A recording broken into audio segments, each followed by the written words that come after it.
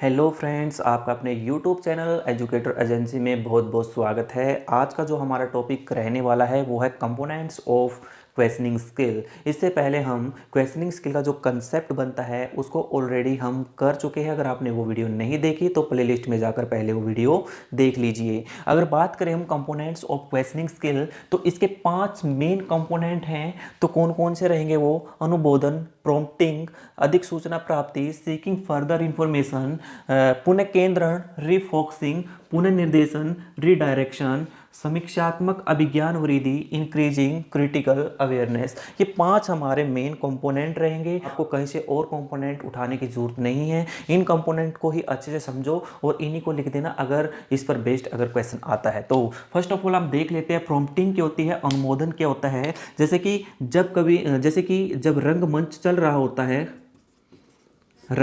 रहा होता है, तो इसमें जितने भी कलाकार अपनी भूमिका अदा करते हैं तो इन कलाकारों को पर्दे के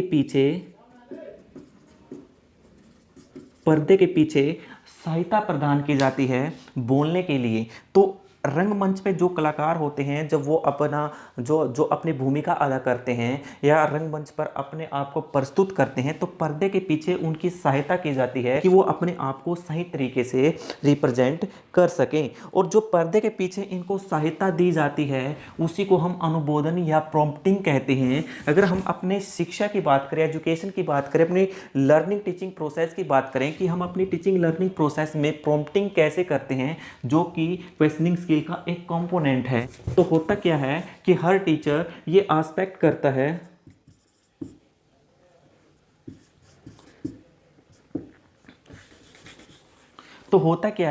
कि हर टीचर ये एस्पेक्ट करता है कि बच्चे से वांछनीय आंसर उसको मिले। लेकिन ज़रूरी नहीं है कि जो टीचर एस्पेक्ट करता है बच्चे से कि एग्जैक्ट बच्चा वही आंसर दे। तो ऐसा हो सकता है बच्चा आंसर ना दे पाए, ऐसा भी हो सकता है कि बच्चा आंसर अधूरा दे, आंशिक रूप से अधूरा दे, या ऐसा भी हो सकता है कि बच्चा आंसर गलत दे। तो उस केस में क्या होगा कि जो अध्यापक है उसके जो अवांछनीय जो उसका रिस्पॉन्स रहा है,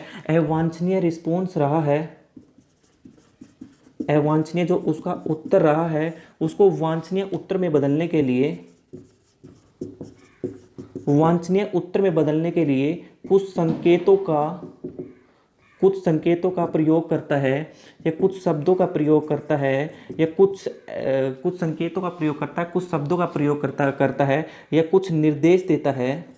तो होता क्या है कि बच्चा अपने अवांछनीय उत्तर को वांछनीय उत्तर में लेके आए, इसके लिए अध्यापक क्या करता है, कुछ संकेत देता है या कुछ शब्दों निर्देशों का प्रयोग अध्यापक करता है। यानी कि कहीं ना कहीं अध्यापक भी इनडायरेक्ट वे में या पर्दे के पीछे रहकर बच्चों की हेल्प करता है, उनको हिंट देता है कि बच्चे से वांछनीय उत्तर प्राप्त किया जाए। मैं आपको एक एग्जाम्पल यहाँ पर लेने की कोशिश करेंगे। अगर एक बच्चा है वो 7th क्लास में पढ़ता है या 6th क्लास में वो पढ़ता है, अगर उससे पूछा जाता है कि व्हाट इज़ अकाउंट क्या होता है, तो बच्चे ने इस चीज़ के बारे में कभी पढ़ा नहीं, तो बच्चे के लिए बताना थोड़ा मुश्किल है। यानी कि बच्चे का जो आंसर है वो अवांछनीय रहेगा, बच्चा अकाउंट के बारे में नहीं बता पाएगा तो टीचर यहाँ पर कुछ हिंट देगा। कैसे देगा? तो बच्चे से कहेगा बेटा आप कभी बैंक में गए हो पेरेंट्स के साथ? तो बच्चा कहेगा जी सर हम बैंक में गए हैं। तो फिर अध्यापक कहता है, अगला क्वेश्चन करता है, अगला खोजपूर्ण जो पर्सन का प्रयोग करता है, तो बेटा आपके पेरेंट्स या आप बैंक में क्या करने के लिए गए थे? तो वो कहते पैसे जमा करवाने के लिए गए थे या फिर पैसे निकलवाने के लिए गए थे। तो अगला जो क्वेश्चन पूछा जाता है टीचर के द्वारा कि पैसे आपने कहां पर जमा करवाए, तो उसने कहा कि अकाउंट में हमने वो पैसे जमा करवाए। तो कहीं ना कहीं क्या है, अवांछनीय उत्तर को हमने वांछनीय उत्तर में बदला, कुछ संकेतों के माध्यम से, कुछ शब्दों के माध्यम से, कुछ निर्देशों के माध्यम से, या कुछ खोजपूर्ण प्रश्नों के माध्यम से। तो हमने देखा यहाँ पर अनुमोदन क्या हुआ, प्रॉम्प्टिंग क्या हुआ कि बच्चों के अवांछनीय उत्तर को हमने वांछनीय उत्तर में हम लेके आए कुछ संकेतों, शब्दों, निर्देशों के माध्यम से। तो हमारी जो क्वेश्चनिंग स्किल है या क्वेश्चनिंग स्किल का जो कंपोनेंट बनता है पहला अनुबोधन, वो हमें यही सिखाता है कि बच्चे के अवांछनीय उत्तर को कैसे हम वांछनीय उत्तर में लेके आ सकते हैं, कुछ खोजपूर्ण प्रश्नों को अपनाकर, कुछ हिंट देकर, कुछ दिशा निर्देश देकर। तो ये था हमारा पहला पॉइंट, अनुबोधन। अब हम चलते हैं अगले पॉइंट पर, जो हमारा रहेगा सीकिंग फर्दर इंफॉर्मेशन या अधिक सूचना प्राप्ति। हम अगले पॉइंट की बात करें, अधिक सूचना प्राप्ति, सीकिंग फर्दर इंफॉर्मेशन। इस पॉइंट के अंतर्गत क्या होगा, इस कंपोनेंट के अंतर्गत क्या होगा कि इस टेक्निक के माध्यम से, इस उपकरण का प्रयोग करके एक विद्यार्थी बच्चे के जो अनकंप्लीट आंसर होते हैं, जो अपूर्ण जानकारी बच्चे के द्वारा दी जाती है, पूर्ण आंसर बच्चे के द्वारा दिया जाता है, उस अपूर्ण आंसर को पूर्ण आंसर में बदलने के लिए, कंप्लीट आंसर में बदलने के लिए अध्यापक यहाँ पर क्या करेगा, उससे संबंधित और खोजपूर्ण प्रश्नों का प्रयोग करेगा। कैसे? जैसे मैंने कहा, क्या आप इसके बारे में और कुछ जानते हो, और कुछ जानते हो। मैंने ये अगला क्वेश्चन बच्चे से किया, तो ऐसा भी हो सकता है, कोई उदाहरण दो, या फिर इसे विस्तार से बताइए।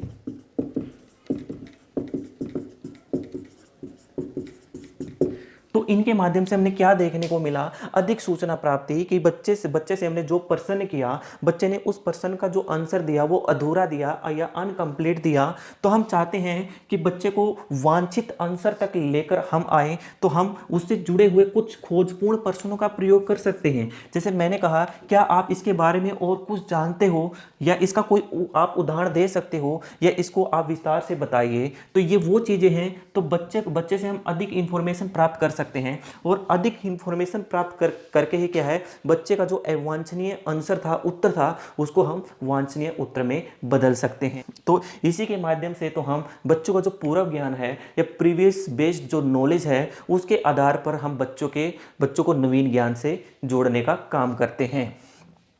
अगर हम बात कर ले अगले पॉइंट की, और जो अगला पॉइंट हमारा रहेगा रीफोकसिंग में अगर बात करें हम, तो बात कर लेते हैं रीफोकसिंग में क्या होगा कि अध्यापक ने बच्चों से जो आंसर पूछा है और बच्चों ने जो आंसर दिया है उसको और ज़्यादा क्लियरिफाई किया जाता है, या स्पष्ट यहाँ पर करने की कोशिश की जाती है। और इसमें क्या होगा कि अध्यापक बच्चे को मोटिवेट करता है कि वो उसको अपने दैनिक जीवन में प्रयोग कर सके, या उसके आधार पर जो उन्होंने पाठ्य सामग्री पढ़ी है या पाठ्य वस्तु उन्होंने पढ़ी है, तो वहाँ से उस चीज़ को और ज़्यादा क्लियर कर सके, है ना।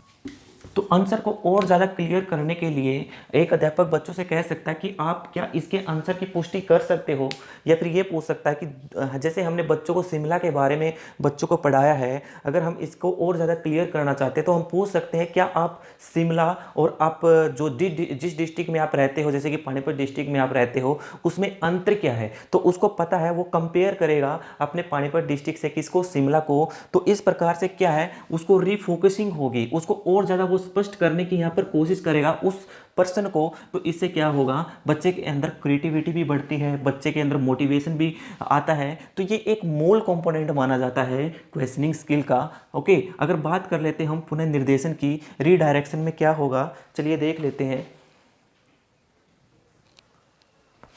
चलिए हम कंपोनेंट नंबर 4 की बात कर लेते हैं, पुनः निर्देशन या रीडायरेक्शन में क्या होगा कि किसी बच्चे से एक क्वेश्चन पूछा गया, अगर वो क्वेश्चन नहीं दे पाता तो उसको हम उसी क्वेश्चन से संबंधित कुछ अन्य क्वेश्चन क्लास में दूसरे बच्चों से पूछते हैं और दूसरे बच्चे उसका आंसर देते हैं। तो हम क्या करेंगे, उस क्वेश्चन को कुछ समय पश्चात उसी बच्चे से दोबारा फिर पूछेंगे, तो बच्चे को यहाँ पर रीडायरेक्शन मिलेगी, पुनः निर्देशन मिलेगा, और बच्चा कहीं ना कहीं उसका एक वांछनीय आंसर यहां पर दे सकता है। इंक्रीजिंग क्रिटिकल अवेयरनेस, कि टीचर ने बच्चे से जो क्वेश्चन किया, अगर बच्चा उसका आंसर बिल्कुल सही दे देता है तो टीचर यहां पर उसके क्रिटिकल अवेयरनेस को इंक्रीज करने के लिए उस पर्सन से संबंधित और बहुत सारे जो खोजपूर्ण पर्सन है वो पूछता है। जैसे बच्चे ने जो सही आंसर दिया तो अध्यापक क्या करता है, पूछता है कि तुम इसे कैसे उचित ठहरा सकते हो, तुम ऐसा क्यों मानते हो। हम यहाँ पर कह सकते हैं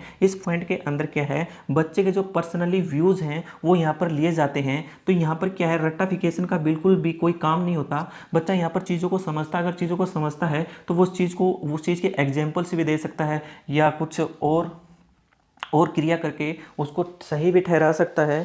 तो हमने इस कंपोनेंट में क्या देखा कि इस कंपोनेंट को आधार बनाकर हम चलते हैं अपनी क्वेश्चनिंग स्किल के अंदर, तो बच्चे को हम गहराई तक लेके जा सकते हैं, उस पॉइंट की गहराई तक लेके जा सकते हैं और बच्चा उसको कभी नहीं भूल सकता। तो इससे क्या होगा, बच्चे के अंदर क्रिएटिविटी निकल कर आती है, बच्चे की जो क्रिटिकल अवेयरनेस है वो भी इंक्रीज होती है ना, बच्चे का जो नॉलेज है उसमें काफ़ी विस्तार देखने को मिलता है। तो ये हमारी क्या थी, 5 कंपोनेंट थे। तो आपने इनको ध्यान में रखकर चलना है। अगर आपको ये अच्छे से समझ में आए तो आप इसका स्क्रीनशॉट ले लीजिए। हम जो नेक्स्ट पार्ट लेके आएंगे उसमें हम जो क्वेश्चनिंग स्किल का जो